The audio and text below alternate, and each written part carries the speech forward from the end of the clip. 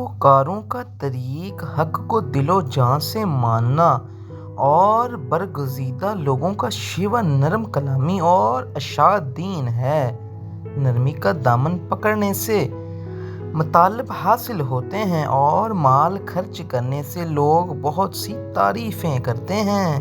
جو آدمی کام میں جلد بازی اور بدتمیزی سے کام کرتا ہے وہ کبھی اپنے کام میں کامیاب نہیں ہو پاتا اور صدمے اور تکالیف اٹھاتا ہے۔ جو برے کام اور برے لوگوں کی صحبت سے کنارہ کش رہتا ہے وہ ہمیشہ مصیبتوں سے بچا رہتا ہے اور اس کا ایمان بھی پاک و صاف رہتا ہے۔ جو بندہ مصیبتوں سے منہ چھپاتا رہتا ہے اور ان سے بچنے کی کوشش کرتا ہے مصیبتیں خود اس کے سامنے آ کر کھڑی ہو جاتی ہیں۔ دنیا کے ہر کاموں میں باخبر رہنا اور دین میں معاملے میں باخبر رہنا عقل مندی ہے اور اسی میں انسان کی بھلائی ہے۔ ہمیشہ فتنوں میں مبتلا رہنا ایمان کو دیمک کی طرح ختم کر دیتا ہے۔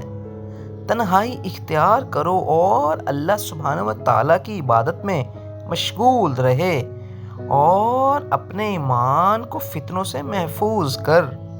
اچھے اور نیک لوگوں کے لیے ایک بڑی مصیبت یہ ہے کہ ان کی شریروں کی خاطرداری اور مدارات کی ضرورت پڑ جائے۔ گھڑی گھڑی اور پل پل گزرنے سے عمریں ختم ہو جاتی ہیں اور بعض ساعتیں ایسی ہوتی ہیں کہ ان میں آفات اور بلائیں پیدا ہو جاتی ہیں۔ آدمی میں سب سے بڑی مصیبت یہ ہے کہ اس میں کوئی عقل موجود نہ ہو۔ بے وقوف کی بڑی مصیبت اس کی ناقص عقل ہوتی ہے۔ خبردار ایسی محفلوں میں جا کر مت بیٹھو جس میں تمہاری عزت نفس پر داغ لگے ورنہ ذلیل ہونا تمہارا مقدر ہوگا۔ بے شک بڑا اجر بڑی مصیبت کے ساتھ ہوتا ہے۔ بس جب اللہ سبحانہ و تعالیٰ کسی قوم کو اپنے پیارے بندوں میں شامل کرتا ہے تو ان پر بڑی مصیبتیں نازل کرتا ہے۔ وہ بندہ جو کسی کے گھر میں جا کر اس پر حکومت کرے اور اپنی بڑائی کا دم بھرے وہ ذلیل و خوار ہوگا۔